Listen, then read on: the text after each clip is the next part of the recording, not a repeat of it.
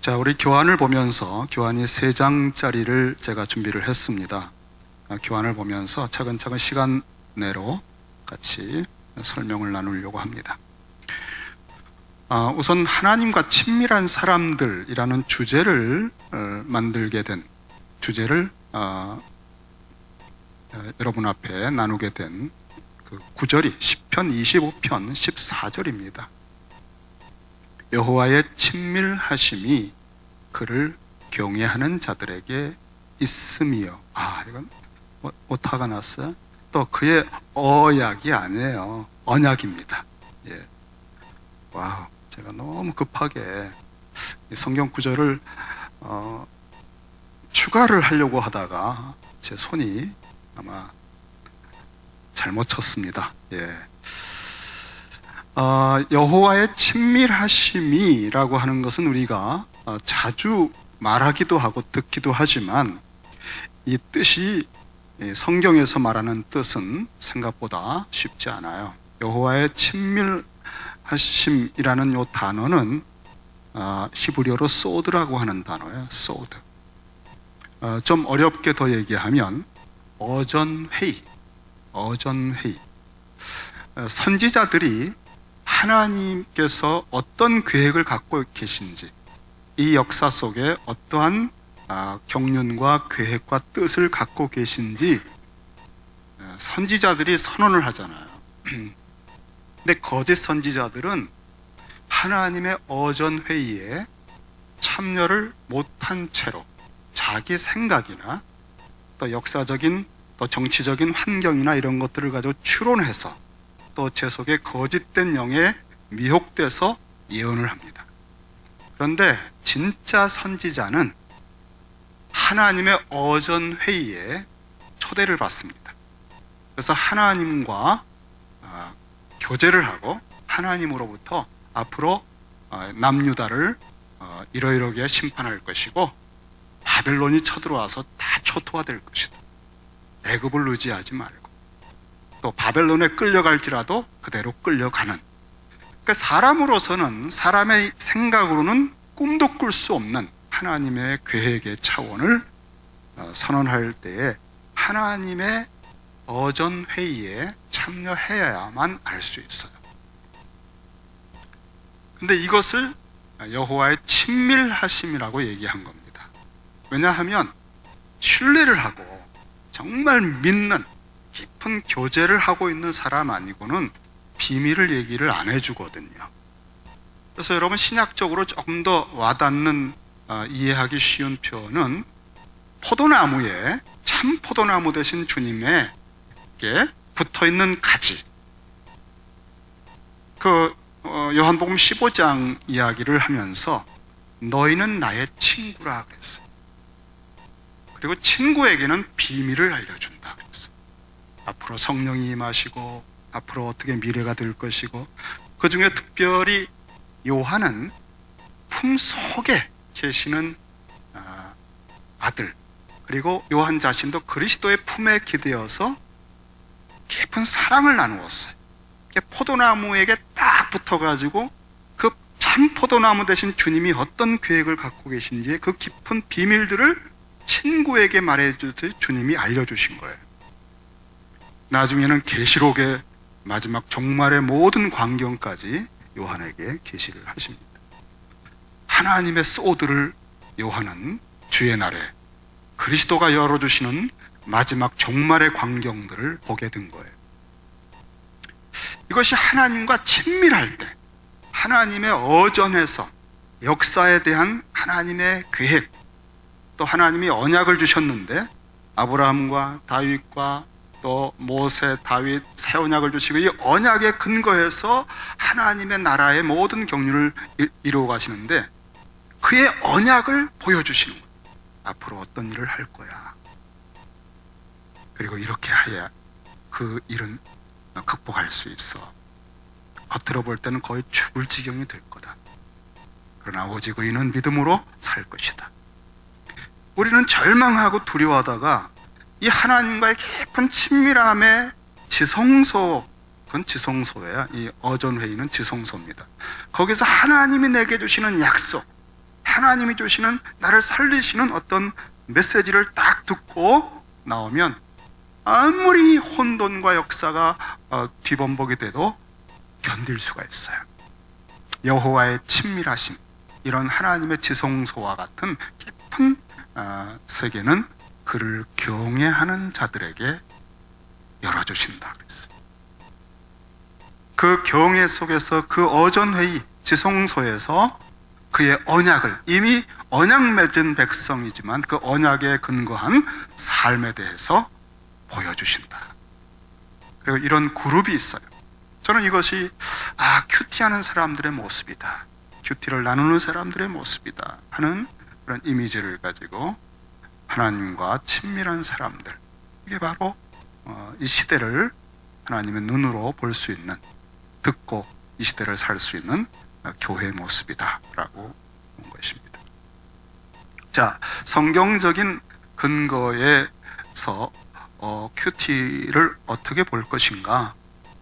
우리가 교회사에서 영적 훈련을 했던 여러 사람들, 렉시오 디비나도 있고 또 특별히 깊은 관상기도도 있고 하는데, 여러분, 성경적인 근거가 불확실하면 자칫 잘못하면 신비주의에 빠지고요, 격길로 빠져요.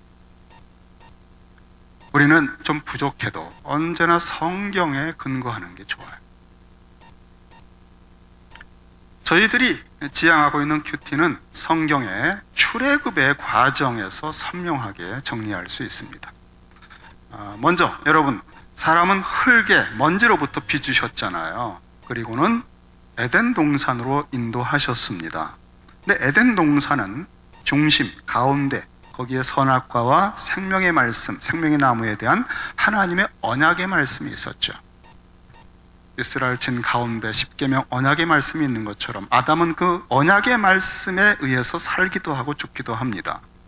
그리고 그 말씀을 잘 하나님을 경외할 때 선악간의 지혜를 가지고 하나님 보시기에 선한 세계로 창조하고 다스리고 경작하고 하나님의 나라를 확대해 나갈 뻔했는데, 뱀의 유혹을 받고 그만 그 언약을 깨트립니다.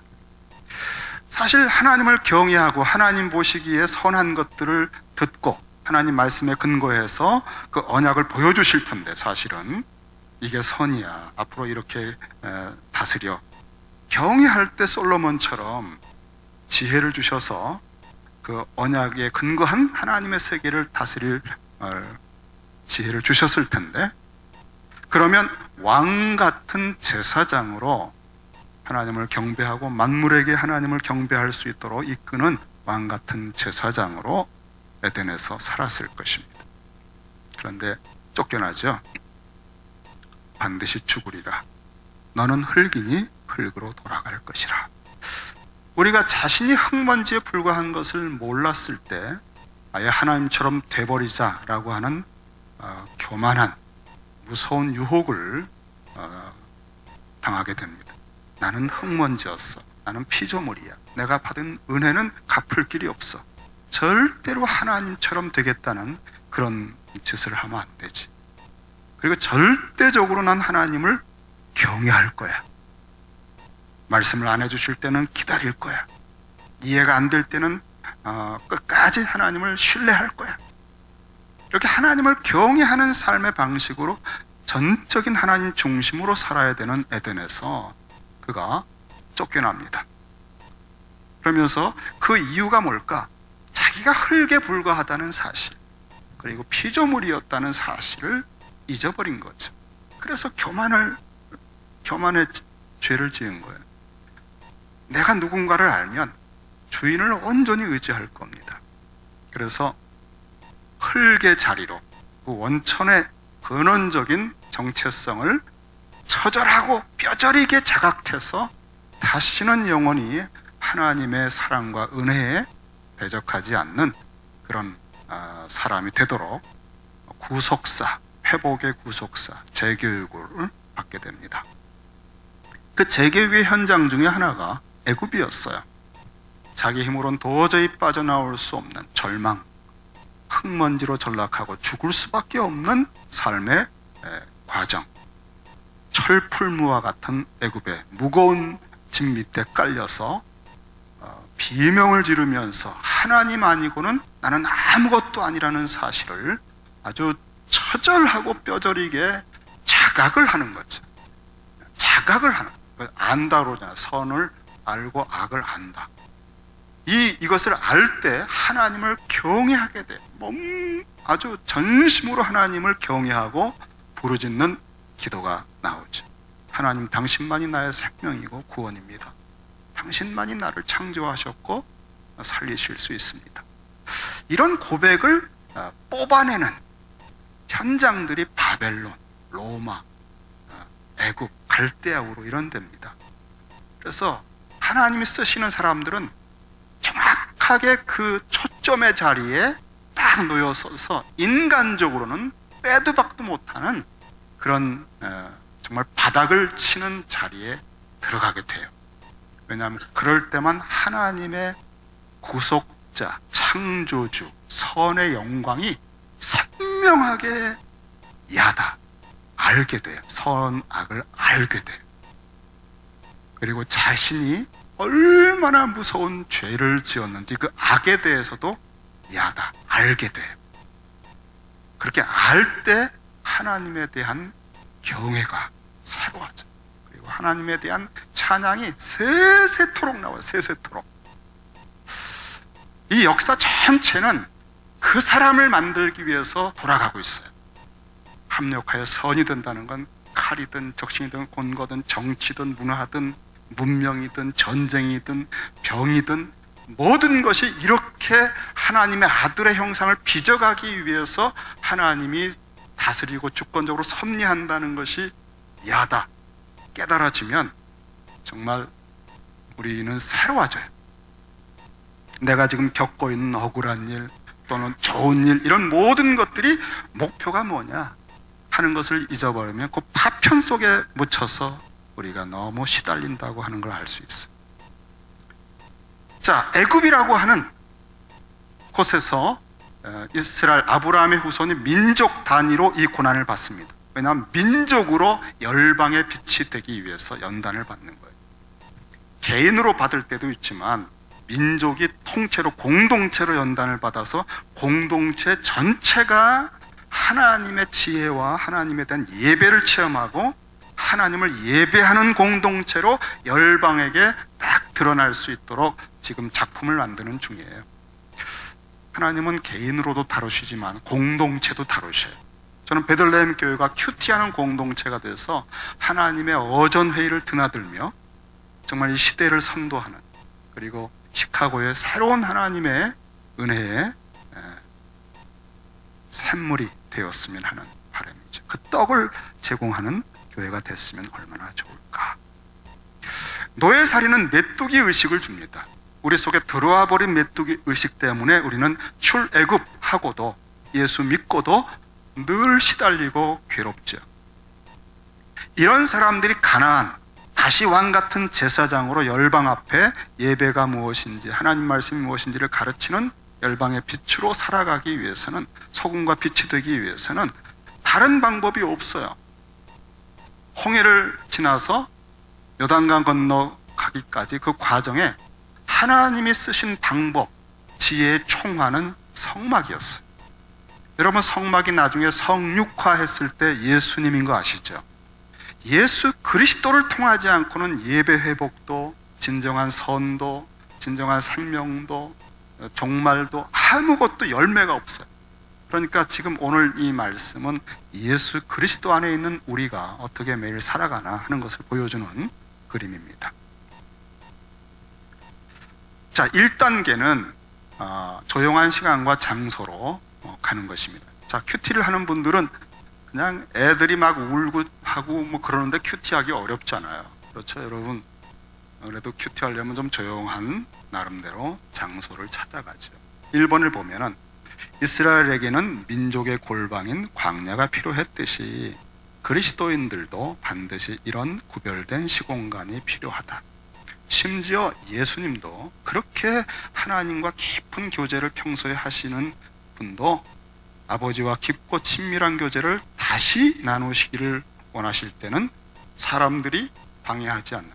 왜냐하면 그냥 눈만 뜨면 벌떼같이 정말 필사적으로 아파서 죽을 지경이니까 주님을 의지하는데 필사적으로 온 동네가 달려드니까 잠들어 있을 때 새벽 미명에 시간적으로 딱 아버지를 찾으셔요. 그 다음에 또 이제 잠 깨면 또 그냥 집 밖에 진을 치니까 광야로 한적한 곳으로 나가셨어요. 찾아도 못 찾게.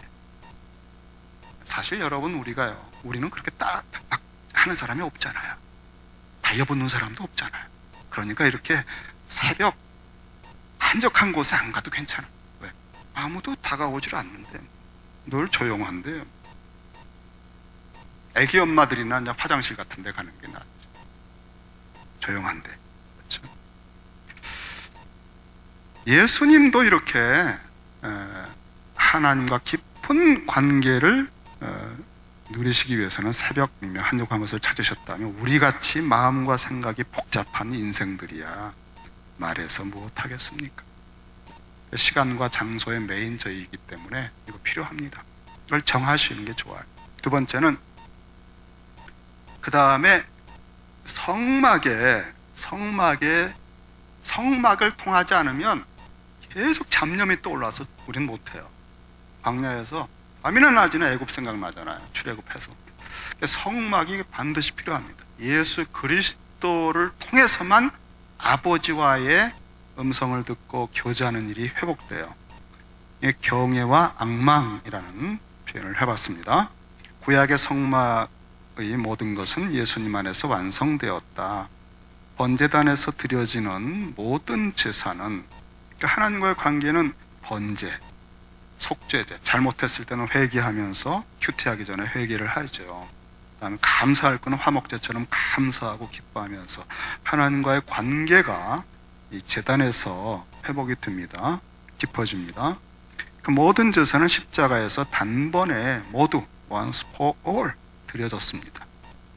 십자가로 인해서 지성소 휘장이 열렸고 이제는 누구나 매일 예수 그리스도 안에서 지성소를 누릴 수 있어요. 하나님의 어전회의, 그 친밀한 소드에 우리가 들어가고 나올 수 있어요. 정말 친구처럼 주님하고 깊은 비밀을 나눌 수 있어요. 그런데 이렇게 누릴 수 있는데 지성소를, 그러나 문제는 언제나 우리다. 출애굽하고도 계속 애굽의 노예근성, 메뚜기 의식에 시달리며 애굽 생각을 벗어나지 못하던 이스라엘 백성처럼 예수님을 믿고도 엑소더스 해서 홍해 건너듯 세례받은 후에도 믿고도 우리 역시 마음속이 늘 복잡하다. 그래서 이미 지성소 휘장이 열려 있는데도 그 지성소를 누리지 못하고 비참할 정도로 세상에 매여 산다. 그래서 우리는 하나님의 임재 속에서 하나님의 음성을 들으며 하나님과 교제하는 지성소 회복, 이 지성소, 회복된 에덴이에요. 그 왕같은 제사장으로 살던 에덴. 지성소의 친밀한 사귐 속에 들어가려면 반드시 무언가 준비 과정이 요구된다. 이게 준비 기도예요. 닫혀있는 문을 여는 데는 열쇠가 필요한 것처럼 말이다. 자, 넘기시고.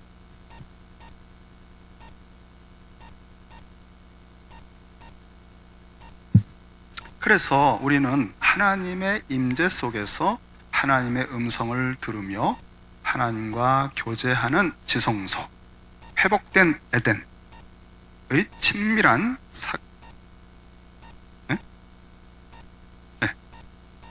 이렇게 열쇠가 필요한 것처럼 그 열쇠, 이것은 한마디로 내가 죽는 자기 부인이죠. 왜냐하면 내 속에 애굽의 생각, 메뚜기 의식 때문에 하나님과의 깊은 교제가 안 되고 약속의 땅을 말씀해 주시고 비밀을 말씀해 주셔도 거기 가면 이런 일이 있어, 열국의 빛이 돼, 대단한 변화가 일어나, 아무리 얘기해도 못 받아들이는 거예요. 그래서 이 자기를 부인해야 되는데 우리 스스로 이런 죽음을 죽을 수가 없죠. 뭐 또 죽어봐야 아무 가치가 없어요. 죄인은 오직 번제단, 그래서 흠없는 제물과 함께 죽는 것, 십자가에서 흠없는 예수님과 함께 죽는 그 죽음을 통해서만 자기를 부인할 수 있어요. 그래서 지성소에 그 에덴이죠. 동편으로 들어가며 그룹들이 있는, 에덴에서 그룹들이 동편문을 지키고 있는 것을 상징한 것입니다. 그러니까 지성소는 에덴의 회복이에요. 에덴 동산 가운데에 언약법이 있었던 것처럼 지성소 딱 중앙에 언약법이 있어요. 십계명이. 그래서 이 지성소는 작지만 정입방체로 되어 있는 것이 나중에 계시록에 보면 하나님의 새 예루살렘이 정입방체, 거대한 지성소입니다. 천국은. 이 지성소에 들어가기 전에는 너 정령 죽으리라, 그리고 흙이니 흙으로 가라 한 것처럼 번제단이라는 자기 죽음을 완전히 통과해야만 받아주시는 겁니다. 그러니까 그 열쇠를 가지고 철컥해야만 휘장이 쫙 열리는 거예요. 지성소가 이미 열려 있지만 어두운 우리에게 다시 열린다고 말해볼 수 있는 거죠. 그러니까 열쇠가 내가 죽는 겁니다. 자기 죽음. 근데 내가 그냥 혼자 죽어도 소용없어요. 죄인이 자기 때문에 죽은 건데 뭘 가치가 있어요. 그러니까 흠없는 제물과 함께 죽어야 그 흠없는 제물의 피를 보고 열어주시는 거죠. 예수님의 피, 예수님의 죽음 때문에 휘장이 찢겨나가고 열리는 것입니다. 그래서 이 번제단, 그러니까 이것이 십자가죠. 십자가를 통과해야 사실은 큐티가 된다 하는 말씀이에요. 사실은. 근데 그것을 두 가지로 오늘 말씀을 드릴까 해요. 하나님을 경외하는 것이다. 그리고 하나님을 앙망하라. 자, 여러분, 이런 비유를 한번 해볼까 합니다. 지성소, 하나님의 소드, 어전회의, 하나님의 그 비밀스러운 우리와 깊은 친밀함이 있고 우리의 왕 같은 제사장의 모든 복을 누리는 그 하나님의 세계로 들어가려면 열쇠가 있어야 되는데 그건 내가 죽는 것이다. 근데 내가 죽는데 내가 스스로 죽어도 소용없고요. 흠없는 제물과 함께 죽어야 된다 이거죠. 그거를 처음으로 보여준 장면이 그 성전이 만들어지는 모리아산이에요. 거기가 처음에 갔던 사람이 아브라함이죠. 자, 아브라함이 이삭을 데리고 갑니다. 이삭은 육으로 난 것은 6이요. 이스마엘이 아니라 약속과 말씀으로 성령으로 마치 난 것을 보여주는 그 아들이죠. 근데 이삭을 번제로 하라. 이 번제란 말이 나왔어요. 그래서 이 모리아산에서 이 번제를 드리고 하나님께 인정을 받은 다음에 이 모리아산에 수많은 번제단에서 번제를 드리는 성전이 세워져. 동산 가운데 선악간에 생명과 사망을 결정하는 그 일이 경외 가운데서만 회복이 되는 건데, 이삭을 번제할 때 창세기에서 처음으로 내가 이제야 하나님을 경외하는 줄 알았다는 말이에요. 하나님을 경외한다는 표현이 모리아산에서 나옵니다. 그러니까 우리는 하나님을 경외한다는 말씀을 모리아산 외에 다른 것을 가지고 추론하면 안 돼요. 왜냐하면 거기가 최초로 하나님으로부터 인정받은 경외입니다.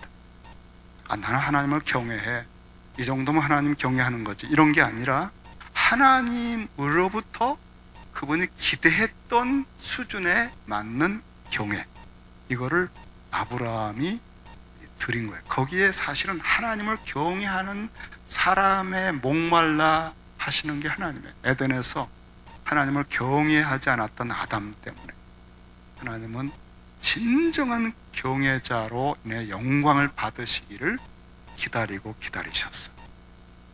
하나님을 하나님으로 여겨주는 사람, 하나님의 말씀 앞에 진짜 하나님의 주권과 죽어도 살리는 창조주 되심의 권세를 온전히 믿어서 말씀을 듣고 순종하는 사람, 그 사람을 만나야 하나님은 당신을 경외하는 데서 오는 기쁨, 경외 속에서 드리는 예배의 진정한 것을 받으실 수 있다 이거죠. 근데 그거를 채워드린 사람이 아브라함. 이삭, 그 사랑하는 이삭을 미래가 다 걸린 거를 포기하고 하나님 뜻대로 순종해서 드렸다는 거예요. 그러니까 사실 여러분 보세요. 이삭을 번제하는 거는 죽이는 건데 아브라함의 입장에서는 차라리 자기가 죽는 게 더 쉽습니다. 내 죽음보다 더 깊은 죽음이에요. 이것은 그리스도와 함께 연합해서 죽는 죽음이 내 죽음보다 무한히 깊다는 것을 보여주는 거예요. 그래서 그리스도와 연합해 죽을 때만 내가 죽는 가치가 인정되는 것입니다. 십자가를 미리 보여주는 거죠. 그 이삭을까지 번제할 때 정말 죽어도 살리시는 하나님으로 높여드렸고 하나님을 순종했고 하나님을 경외한 것입니다. 근데 이렇게 하나님을 경외하면 하나님을 바라보는 거거든요. 앙망한다는 것은 하나님을 바라본다, 하나님을 기다린다, 기대한다. 근데 이제 이사야서에 아주 중요하게 나오죠. 걸어가도 달려가도 피곤하지 않고, 이때 하나님을 앙망하는 자라고 할 때 그 앙망하는 자에 대한 표현은 하나님을 창조주로 보는 사람이에요. 그러니까 그 앙망하는 게 경외하는 것입니다. 하나님, 창조주 하나님, 명철이 무한하시고 천지를 창조하신 하나님을 앙망하면 하나님을 경외하는 거죠. 근데 사실 여러분, 이게 순간적으로 번제하는 걸로 끝나는 게 아니에요. 이삭을 번제하려고 할 때 합격! 하나님을 경외했구나 할 때 어떤 일이 벌어지냐면 눈을 들어서 그 눈에 수양을 보게 해주신 거예요. 그러니까 이 경외함은 눈이 열려서 하나님 보시기에 선한 세계가 보이는 겁니다. 근데 수양이 보인 거예요. 근데 여러분 평소에 인간적으로 이삭을 어떻게 죽이냐, 이건 말도 안 된다, 안 죽이고 싶어서 핑계를 찾고 막 하는데 둘러보는데 수양이 보였어요. 옳았구나, 이거다. 여러분, 이렇게 정말 아리바이를 만들면 하나님이 넘어가실까요? 우리가 그런 걸 많이 하죠. 요거다, 이게 하나님 뜻일 거다. 그건 경외를 통과하지 않고 잔머리 굴린 거예요. 큐티할 때 경외를 통과하지 않고 요거겠다, 이거 괜찮은데요 말씀이, 이런 식으로 해가지고 여러분 거기다 인생을 걸면 안 돼요. 진짜 무슨 말씀을 하셔도 제가 듣겠습니다. 죽으시라면 죽겠습니다 해놓고 눈을 떴을 때 정말 하나님이 여호와 이래, 야, 나 때문에 죽어? 내가 다시 살려줄 것까지 믿었어? 그럼 내가 너한테 준비해 놓은 걸 보여줘야지. 그러고서 보이는 본문이 그 수풀에 걸린 수양이고, 그 양이 그리스도잖아요. 선한, 대신 죽어주고 살려주는. 그러니까 우리가 하나님을 경외할 때만 눈이 열려서 하나님 보시기에 좋았던 것들이 보이는 거예요. 경외하는 이 번제를 1000번을 했던 사람이 솔로몬이에요. 그러니까 눈이 열려가지고 온천하에 하나님 보시기에 선악간의 지혜가 보이는 거예요. 그래서 만물을 말하고 평화의 도시를 만든 겁니다. 에덴을 만든 거죠. 물론 타락하지만 끝까지 못 갔어요. 자, 그래서 하나님을 경외한다는 것은 바로 그리스도와 함께 죽어서 내가 부활해서 눈이 열리는 것입니다. 그래야 본문도 열리고 하나님의 임재도 보이고 그래요. 그러니까 우리 생명의 삶이 이걸 우습게 여기지 마세요. 이거 편다고 보이는 책이 아닙니다. 이게 하나님 앞에 정말 지성소에 놓인 말씀처럼 다 경외를 통과하고 십자가에 내가 죽고 그 다음에 눈이 열려서 말씀이 들어와야, 그게 하나님이 주신 말씀이다. 근데 이 경외는 또 한 가지가 앙망이라는 말을 좀 들어보세요. 여러분, 하나님을 경외했다는 딱 인정을 받았는데 사실 3일길을 갑니다. 3일길. 그러니까 3일길을 가면서 별 생각 다 들 수 있어요. 근데 3일길을 내내 하나님을 경외한 거예요. 이게 앙망입니다. 하나님을 하나님으로 바라보고 하나님이 역사하실 거야. 하나님이 죽여도 살려주실 거야. 근데 이 악망은 시간이 걸리잖아요. 그래서 여러분, 제가 이 말씀이 열리고 지성소가 열리고 하는 이 열쇠를 경외와 악망으로 보면 십자가를 통해서만 되는데, 열쇠가 십자가라면 딱 문 앞에 섰어요. 찰컥 넣었어요. 제가 매번 경험합니다. 제 사택 열쇠, 우리 베들레헴 홀 사무실 열쇠를 딱 넣어서 돌리면 즉각 열려요. 착. 와, 믿음이 생기더라. 너는 열린다. 나는 열쇠를 갖고 있다. 그래서 항상 문 앞에 섰을 때 아무런 두려움이나 의심이나 이런 게 없어요. 탁 놓고 착 열어요. 그럼 그 안에 있는 모든 걸 제가 볼 수 있고 누릴 수 있어요. 그런데 지성소, 이 큐티 할 때는 이게 좀 달라요. 목사님 왜 딴 얘기 하세요? 열쇠라면서요. 이 십자가라는 열쇠가 여러분 탁 넣어서 돌렸는데 아무것도 안 보이고 느껴지지 않고 휘장이 안 열리는 것 같아요. 근데 이 열쇠의 특징은 하나님 예수님의 십자가를 의지하고 생각하고 또 상상하면서 내가 그리스도와 함께 죽었노라 고백하면서 딱 열쇠를 넣고 돌렸는데, 근데 왜 즉각 안 열릴까요?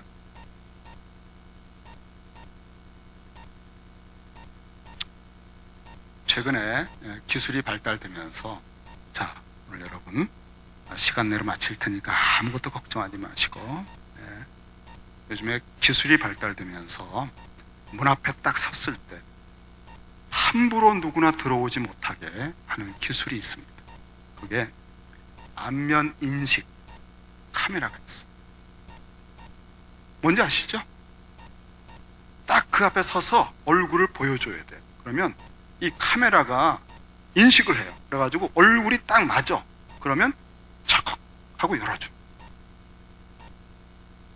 근데 이 카메라, 얼굴 인식 카메라가 좋은 거는 멀리서 올 때도 알아본대요. 카메라가 유형이 딱 그 사람인 거예요. 물론 쌍둥이에겐 속겠지만. 근데 또 하나가 있는데 지문 인식입니다. 지문에 요 몇 가지를 딱 번호를 떠서 확인하는 거예요. 그러니까 지문을 딱 대면 차크닥 걸리고.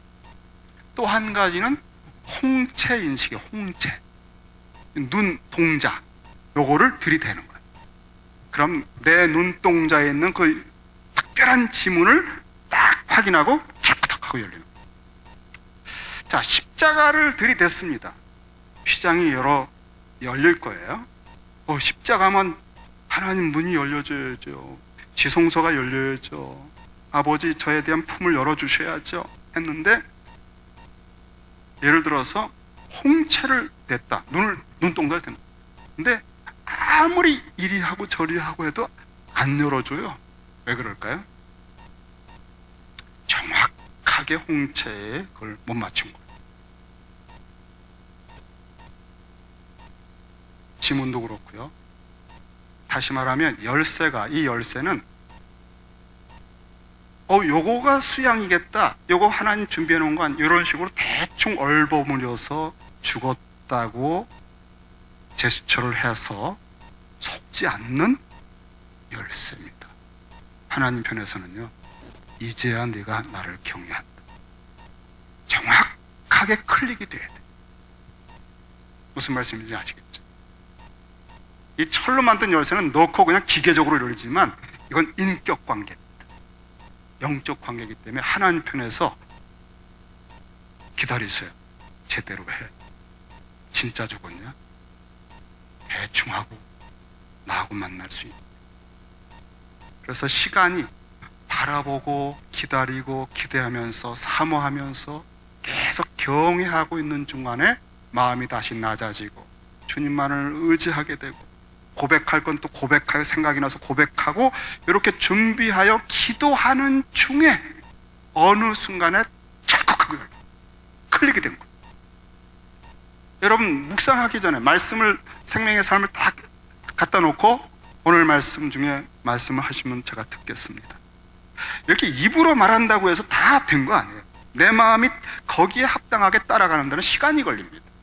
주님도 똑같은 기도를 3번을 반복했어요. 겟세마네에서 3번째 가서야 찰컥 풀리게 된 거예요. 완전하게 하나님께 연락이 된 거예요. 이 준비기도는 사실 시간이 어떻게 걸릴지 몰라요. 주님께 경외라고 하는 십자가를 붙들고 나가서 계속 앙망하는 거예요. 바라보고 기다리고 있는 거예요. 어느 순간 긍휼하심으로 쫙 휘장이 쫙 열리고 평안이 오고 눈물이 핑 돌고, 아, 내가 지성소에 들어왔구나. 그때 말씀을 읽기 시작하면 뭐가 이렇게 들어와요. 그래서 이 번제단을 제대로 통과를 하는 것이 필요하다 하는 것입니다. 그래야 친밀한 세계가 열린다. 하나님을 경외하는 의미, 다음에 앙망하라 하는 단어. 참고로 누가복음 24장 40절에 행악자 둘이, 한 사람이 예수님을 알아보잖아요. 근데 그것은 예수님을 조롱하는 사람에게 내가 하나님을 두려워하지 않느냐 이렇게 말해요. 우리는 마땅한 거 아니에요. 하나님을 경외한 겁니다. 하나님을 경외할 때 하나님이 예비하신 수양이 예수님인 게 보인 거예요. 이분은 의로운 분이다. 여러분, 하나님을 경외할 때 비밀이, 새 언약의 비밀이신 예수님이 보여서 그 행악자는 구원을 받은 거예요. 세 번째로, 큐티의 세 번째 단계는 본문 읽기와 묵상인데요. 자, 오늘 저는 세 번째까지만 하고 거의 마칠까 해요. 네 번째는 살짝 지나갈 겁니다, 시간상. 세 번째를 제가 소개하려고 오늘 마음에 굉장히 기대감을 갖고 왔어요.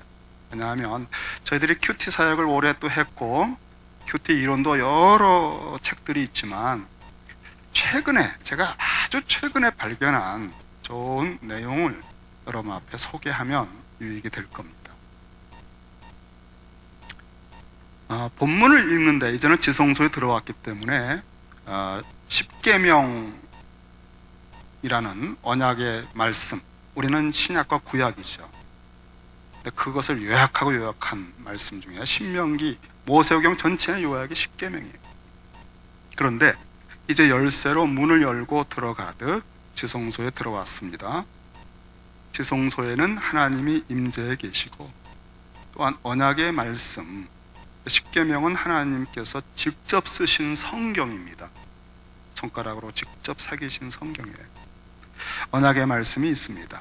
이때 가장 중요한 것은 이 하나님의 말씀인 성경을 마치 내가 주체가 되어 관찰하고 해석하려는 태도가 아니라, 이게 귀납법적 성경 공부라고 하는 게 다 관찰, 해석, 적용이거든요.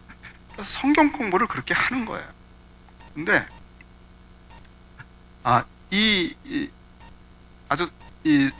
이분이 최영삼이라는 교수인데, 이분이 최근에 쓴 책입니다. 제가 중국 치앙마이에 갔다가 한국에 한 3일을 머물렀거든요.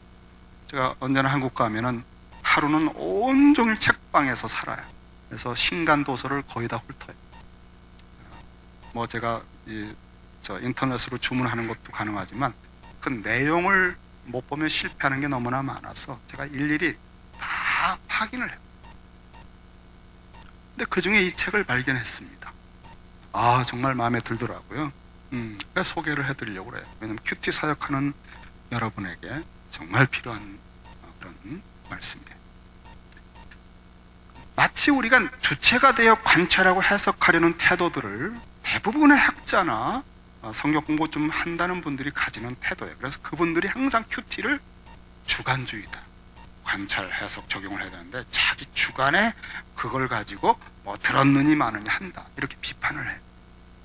자, 들어보세요. 오늘 그런 관찰, 해석, 적용, 내가 이렇게 해보겠다고 하는 태도가 아니라, 우리는 말씀을 해석할 때는 살아계신 창조주 앞에 있는 거예요. 이 성경은 하나님의 영감으로 된 거예요.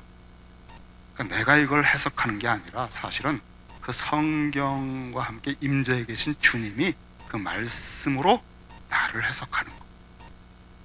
이 자세가 굉장히 다르잖아요.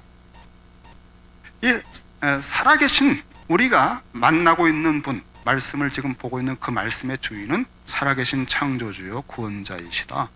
우리를 또 심판하실 분이에요. 그래서 그분의 말씀을 들어야 우리가 살지. 그래서 언제나 태도가 말씀하시면 듣겠습니다 하는 태도로 큐티를 해야 돼. 내가 오늘 분석을 좀 해볼까? 뭐 문맥이 어떤지 이런 짓을 하면 안 돼. 성경 공부할 때도 태도가 그러면 안 돼. 자, 이러한 본문 읽기와 해석 태도에 대해서 최근 백석대 신약학 교수인 최영삼 교수가 아주 좋은 글을 썼는데, 제가 마음에 꼭 드는 그런 글들을 써주는 교수들이 사실은 많지는 않아요. 근데 이분은 정말 밥을 한번 사보고 싶더라. 수고하셨어요. 어떻게 그렇게 올바른 얘기를 하셨습니까? 요약을 하고 인용을 해보겠습니다. 자, 지금부터 하는 말은 이분 얘기입니다. 성경을 해석할 때는 흔히 귀납법적 성경 연구에서 말해온 관찰이라는 방법과는 그 전제와 원리를 결정적으로 다르게 접근해야 된다. 왜냐하면 우리가 대하고 있는 성경은 실험실의 개구리가 아니다. 이거 쪼개가지고 막 해부해가지고 뭐 이런 거 아니다. 그 대상 자체가 고고학자가 발굴하고 분석하는 화석도 아니다. 인격이신 하나님이 자신을 드러내시며 말씀하시는 계시다. 그러므로 성경을 대하고 해석한다는 것은 자신이 마치 무슨 심판관처럼 위에서 관찰하고 분석하려는 태도로 하는 것이 아니라 해석자 자신이 딱 낮추고 자기를 창조하시고 구원하셔서 영적 생명을 주시고자 하는 살아계신 하나님 아래에 서서 하나님이 내게 하시는 말씀을 경청하는 자세와 그 하나님과의 교제하는 자세로 해야 된다.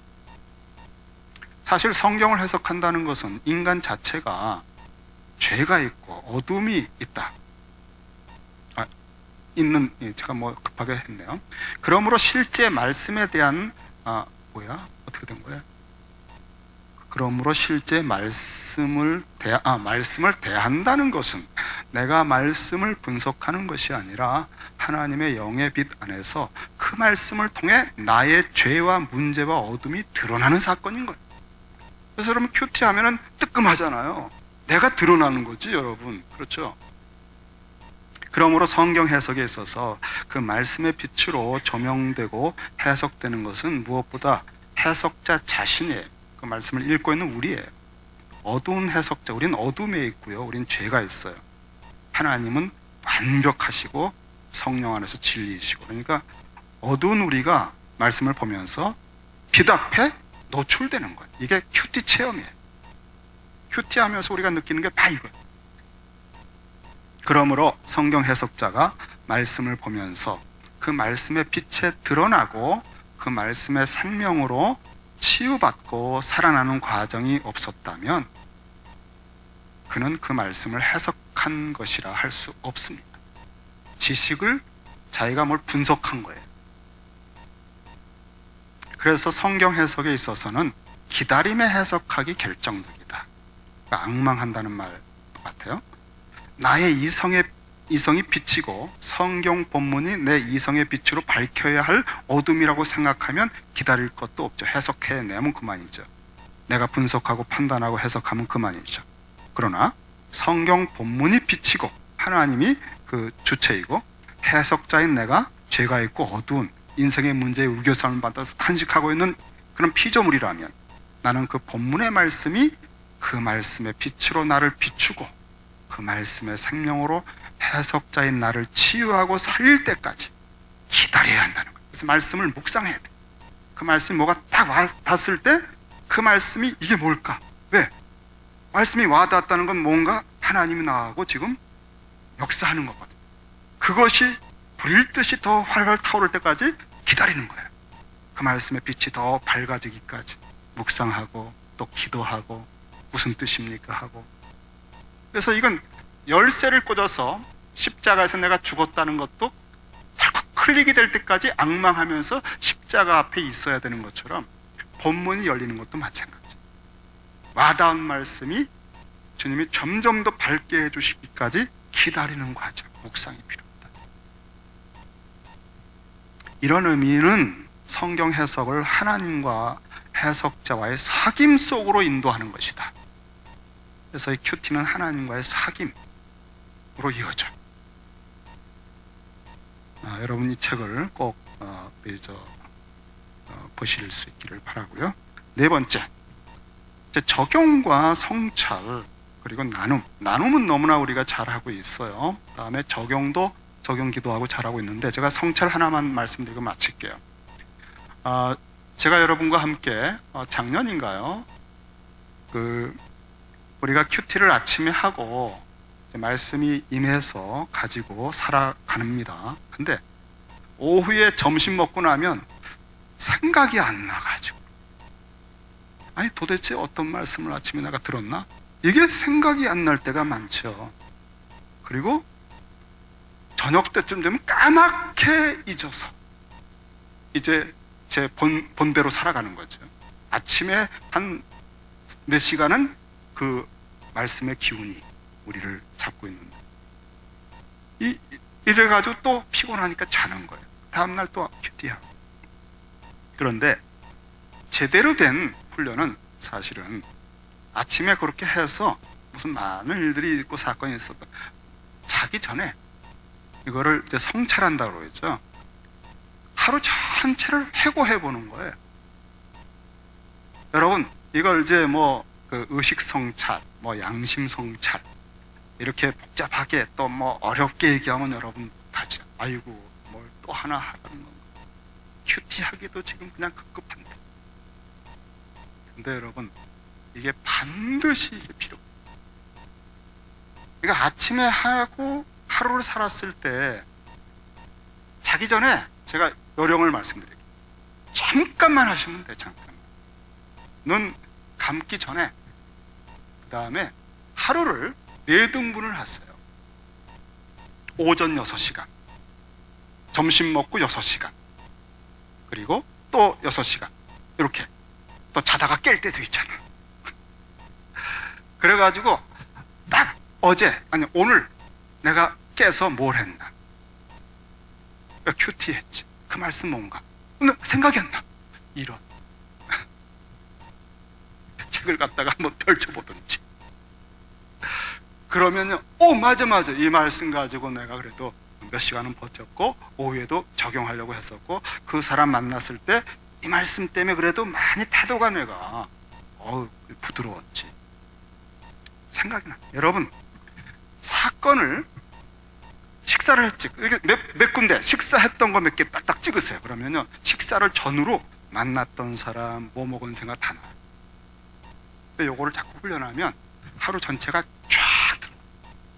그리고 하나님이 그때 나한테 그런 도전을 주셨다 하는 것들이 보여요. 맞아. 여러분 이 하루가 하나님 없이 지나간 하루가 없거든요. 하나님이 나에게 어떤 일을 하셨는지 다가오셨던 순간들이 있는데 그냥 다 잊어버리고 사는 거예요. 근데 하루를 돌아보면 아이고 감사했습니다. 아이고 내가 그때 좀 내가 그렇게 반응할 건 아니었는데 왜 그렇게 내가 좀 그랬을까. 이런 순간들에 대해서 고백하고. 너무 심각하게 그때 울면서만 얘기하면 잠 못 자요. 그러니까 하루를 다 회고하면서 이게 짧은 시간이지만 훈련되면요 하루 전체가 큐티로 시작해서 마무리하는데 하루 전체가 하나님의 손길 안에 딱 잡힙니다. 훨씬 좋아져.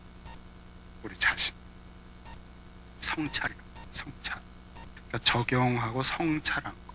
그럼 점점 더 큐티를 하면서 그게 그 말씀이 어떻게 역사했는지도 확인하게 되고, 다음에 이런 것을 일주일 단위로 또 한 달 단위로 할 수도 있어요. 또 큐티라고 하는 게 말씀이 임했을 때 그게 그날 되는 거 아닌 건 많잖아요. 몇 달이 걸리잖아요. 어떤 거는 몇 년도 걸리고. 이사야서 요즘 말씀을 보니까 아주 한 이틀 3일 건너씩 주시는 말씀들이 깨어지더라고요. 그러니까 깨어서 뭐 하나의 주제가 되는 것 같아요. 그러니까 그렇게 하나님께서 탁탁 짚어주시는 것들이 딱 라인이 뭔지를 그건 한 달, 2달 지나야 알죠. 이런 식으로 나눔을 하면 이제 이렇게 일주일 단위로 또 나눔을 할 수도 있다. 그래서 여러분 이렇게 하시면 도움이 되겠다 생각합니다. 기도하겠습니다. 아버지 감사합니다. 저희들에게 큐티하는 교회로 몇 걸음씩 더 나아갈 수 있게 해주신 것 감사합니다. 이 은혜를 지속하게 해주시고 다음번 세미나 두 번째 강의를 통해서 더 충만해지는 은혜와 복을 주옵소서. 예수님의 이름으로 감사하며 기도합니다. 아멘.